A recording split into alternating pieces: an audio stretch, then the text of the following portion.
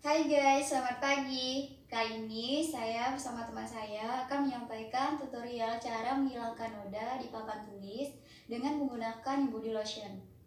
Nah, teman saya akan menuliskan beberapa kalimat menggunakan spidol permanen